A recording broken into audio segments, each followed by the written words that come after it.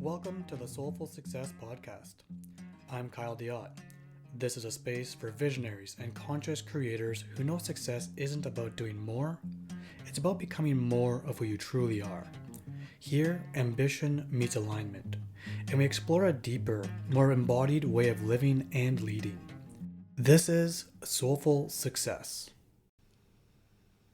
There's a particular kind of hollowness that doesn't announce itself. It doesn't arrive in a moment of crisis, it accumulates, quietly, in the background of a life that looks, from the outside, entirely fine. You've built something, maybe a career, maybe a business, maybe a version of yourself that ticks every box you were told to tick. And somewhere along the way, you started noticing that none of it makes you feel the way you thought it would. Not because something went wrong, but because the target was never really yours. What I want to sit with today is what that actually costs. The hollowness isn't a flaw in how you built your life. It's information about what the life was built towards. There's a particular set of targets most people inherit before they've developed an internal compass to question them. A high-paying career, a home, a relationship. The milestones society names as the markers of a life well lived. For some, those targets are genuinely theirs. For others, they become the map, followed faithfully, built towards earnestly, without ever asking whether the destination was chosen or simply handed down. The pursuit itself can feel meaningful for a long time. There's real excitement in the early stages, setting the target, making progress, watching the markers accumulate. The journey has momentum, it has direction, it feels like it's going somewhere. But somewhere along the way, the excitement begins to diminish quietly. Not dramatically, just less present than it used to be. Each goal reached produces a smaller return than the one before it. The milestones still arrive. The feeling that they were supposed to bring just doesn't quite follow anymore. What makes this hard to name is that the path forward is entirely visible. You can see exactly where this goes, and it doesn't surprise you. There's no unexpected turn ahead, no new territory, just more of what's already there. At one point, that predictability that felt like security. Now it's starting to feel like a ceiling. So you start looking backward, not because you're stuck in the past, but because the future you're facing is too legible, it's too predictable. The questions that begin to form aren't about where to go next, they're about what got you here. Did I choose this? Was this ever true for me? Did I follow the right path? For many, the original decision was made young, before you knew what you wanted, what you valued, or who you were becoming. The decision was real. It just belonged to an earlier version of yourself. And often it wasn't a conscious decision at all. It was a current that you stepped into. An opportunity appeared or an expectation was clear, and you followed it, then kept following it. The longer the path, the more it starts to feel like identity rather than choice. And what no one talks about is how much you can change while still moving forward on the same trajectory. Values shift, life events reframe what matters. The self who set the original target grows into someone different, but the target doesn't update with it. You're carrying an old identity inside a newer one, and the friction between them is real, even when you can't name its source.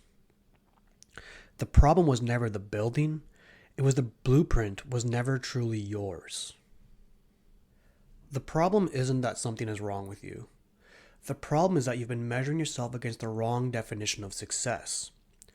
When the hollowness becomes hard to ignore, the first instinct is to wonder if something is broken. You see the external markers of a good life, the career, the home, the relationship, the stability, and can't understand why they don't produce what they're supposed to produce. So the question becomes, what's wrong with me? Nothing is wrong with you. You've just been optimizing effectively, but towards a target that was never calibrated to who you actually are. The resignation that follows the "is this it" moment is heavy in a specific way. It's not dramatic. It doesn't look like giving up. The routine continues. Life keeps moving. You just tolerate it a little more easily than you used to, which is its own kind of loss. Because tolerating your life is not the same thing as living it. The questions that begin forming underneath are backwards facing. Not where am I going, but why did I come this way? Was this ever true for me? Did I follow the right path? They're reckoning questions, not planning questions. And they arrive because the path ahead is too predictable to hold any hope of surprise. You can see where it goes, and it's not exciting you anymore. And underneath those questions is the one that's the hardest to sit with.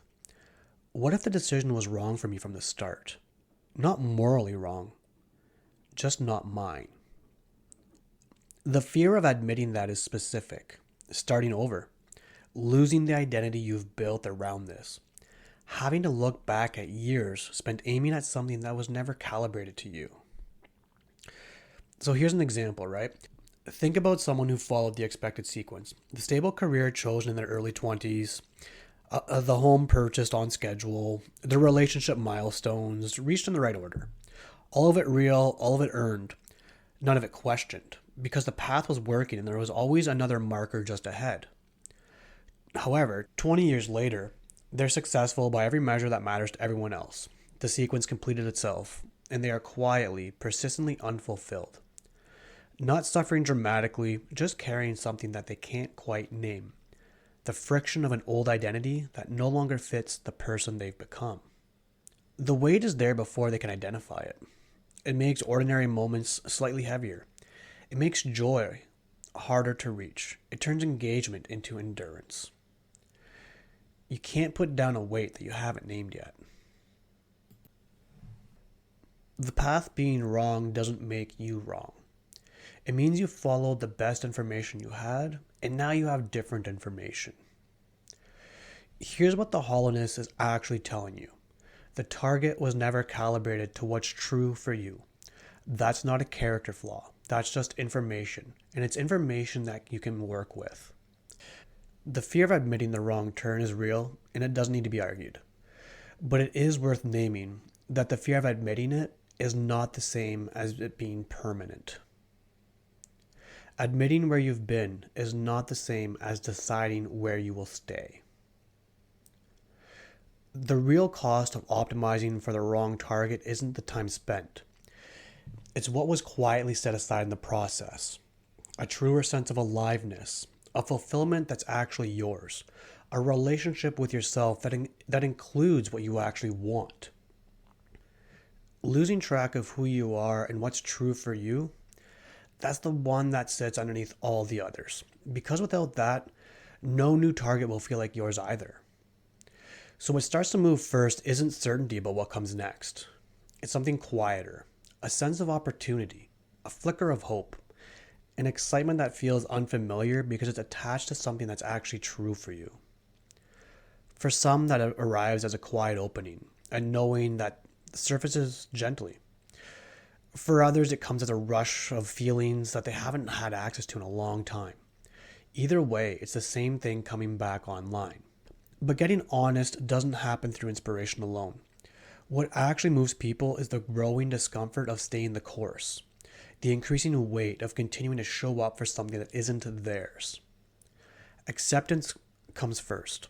The path provided something. It wasn't wasted. It brought you here, and there's a lot of good that came through it. And then the discomfort of staying the course becomes louder than the fear of leaving. That's what finally creates movement. Not readiness, it's the discomfort. The path was never linear to begin with. No one's is linear. We're all on a winding journey here. What reads as a detour from the inside often turns out to be the exact route that was needed for you. Now, let me be clear. This isn't about dismantling everything you've built. The career, the home, the relationships. None of it needs to be torn down. What's being asked is something quieter. To get honest about which parts of it you consciously chose and which parts you inherited, followed, or never thought to question. That distinction is where the real work begins. Not in the rebuilding, but in the honesty that makes conscious rebuilding possible. And when you start to do this, what becomes available is not a different life. It's a conscious relationship with the one you're already in. The invitation here is not to burn it all down.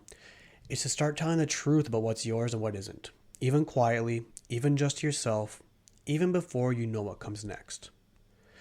That begins with accepting what has been, not collapsing into regret, not rewriting the past, but letting the path be what it was, without it needing to have been different before you're allowed to move from here. What's been done doesn't determine what's next unless you decide it does.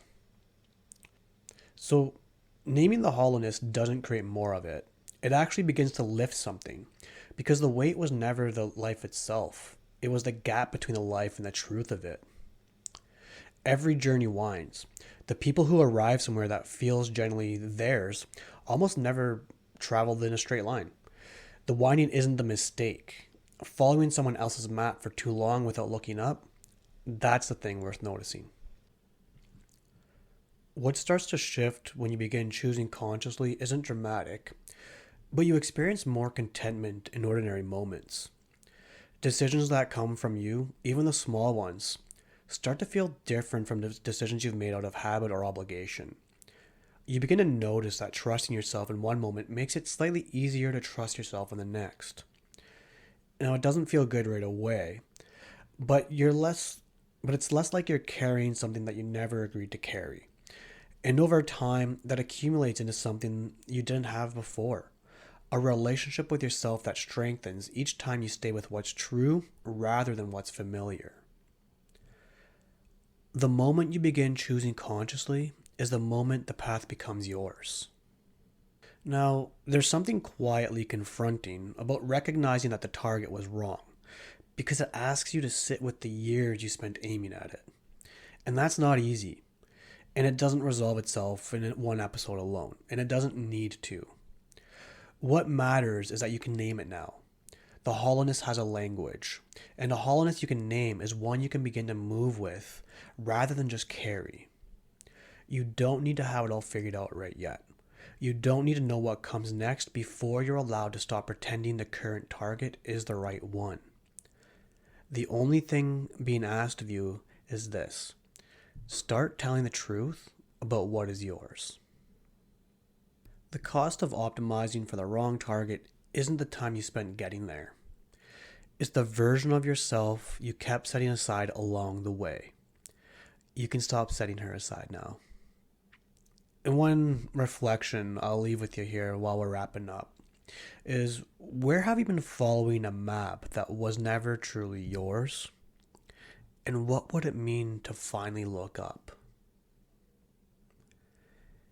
If something in this episode landed and you've been sitting with your human design for a while but still find it hard to actually live it, a human design integration session might be the right next step. It's not another layer of learning, it's a conversation about how your design is already showing up in your life and what's getting in the way of living from it. The link is in the show notes. I hope you have an amazing day.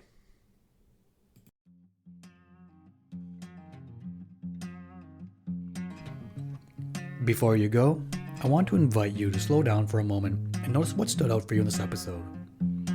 There's nothing to do with it, no insight to apply, no conclusion to reach. Just notice what stayed with you. A phrase, a feeling, or a moment that felt familiar in your body. Sometimes the most important shifts don't happen through action, but through allowing something to be seen and felt. Thanks for taking this time for yourself. I'll see you next time.